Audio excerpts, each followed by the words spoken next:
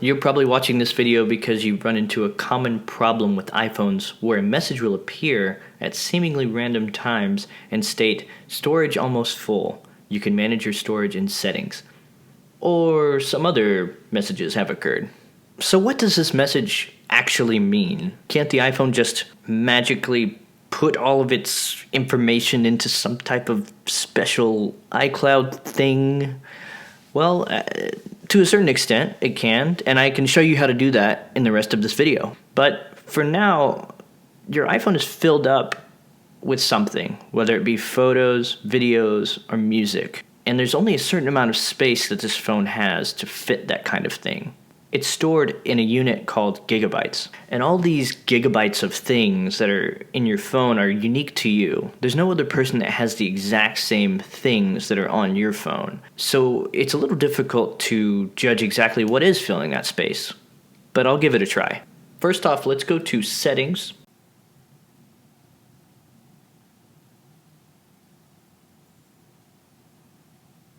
Storage and iCloud usage. At this screen, choose the top option that says Manage Storage. Take a look at what's filling up this phone.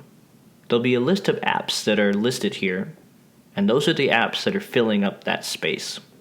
Most people fill up their phone with photos and videos, text messages, and music. I'll go through each of these common examples and give you a recommendation for how to free up space for each one. First up, photos and videos. For years, we've searched for a way to deal with the sheer amount of digital photos we've taken from cameras. It's not easy to plug in your phone or your camera into a PC or Mac every time you want to import photos. Now we don't have to do this. There's an easier solution. Take a look inside of Settings,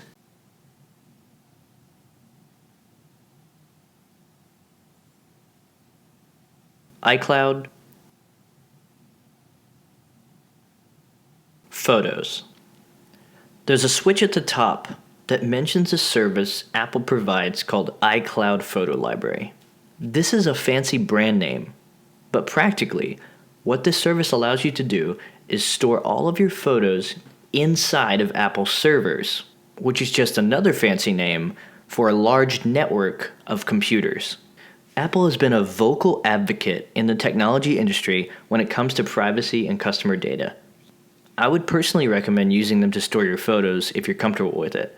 This is a link to the privacy policy if you're interested. So how does this iCloud Photo Library service work? Let's take a look. Go to the home screen and open Photos. If you've taken any pictures on your phone, you will see square previews of those pictures. If iCloud Photo Library is turned on, you will still see these previews and be able to browse your photos. iCloud Photo Library will keep all of these very small pictures, taking up a very small amount of space on your phone. When you want to see a picture in more detail, you can tap the preview. The picture you want to see will then cover the entire display. It may be blurry for a few seconds while it's downloading from Wi-Fi or cellular. You can check the progress of this download by looking at the white circle on the bottom right. Once the circle is filled in with white, the picture is downloaded and will be stored temporarily on your phone while you view the photo. You'll notice this process is pretty much the same as viewing photos locally on your iPhone. There is not a huge disadvantage to using this service besides waiting a few seconds for a photo to download from Wi-Fi or cellular. If freeing up space on your phone this way sounds interesting, you can turn on this service simply by hitting the green switch inside of Settings, iCloud, Photos,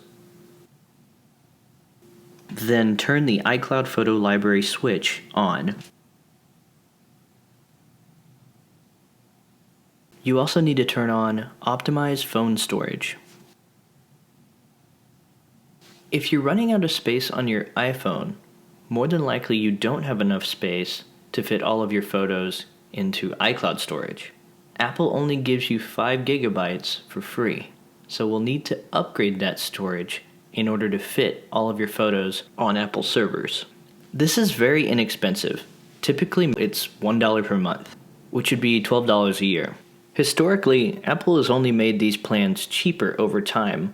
It seems likely that they will continue to do this in the long run. If you're interested in upgrading your iCloud storage to fit all of your photos, go to Settings, iCloud, Storage, Change Storage Plan. Typically, most people would choose the 50 gigabyte, $1 per month plan. Once you've upgraded your iCloud storage, that's all you need to do.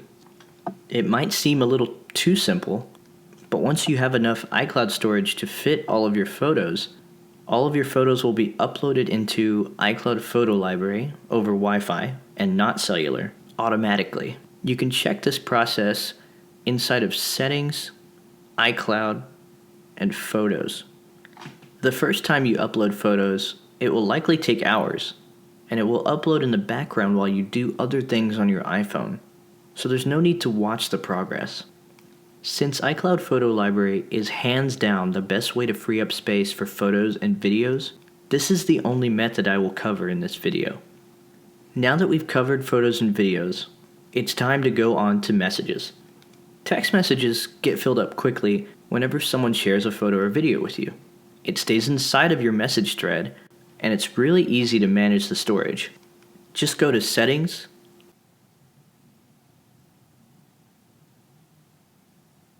Messages,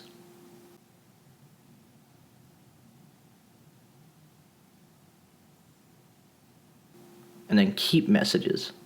Instead of the default setting, Forever, move it to 30 days or 1 year. That's it. That's all you have to do to fix that. The messages older than a year or 30 days will be removed, with the photos and videos attached to them. Now that messages is out of the way, we can move on to music. To look at what music is currently stored on your phone, go to Settings, General, Storage and iCloud Usage, Manage Storage, wait for it to load, and you'll see Music. Tap that. From here you can hit Edit on the top right. Red circles will appear on the left. You can choose the artist or albums you want to delete, or you can just erase all the songs locally on your phone. These songs are safe to delete since you bought them through the iTunes Store, or you are subscribed to Apple Music and you downloaded it to be able to play it offline. You can always re-download a song again that you've purchased from the iTunes Store, then hitting the More button on the bottom right, then hitting Purchased. If you're unable to erase a song, you may have synced them from your PC or your Mac. Here's a link to learn how local syncing with iTunes works.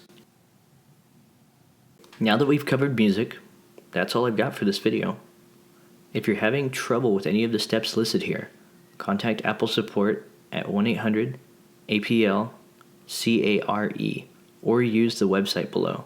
Here's a list of all the Apple articles related to this topic of freeing up space on your iPhone.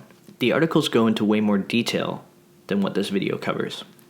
If you have any feedback for me, you can email me at feedback@fullscreenahead.co.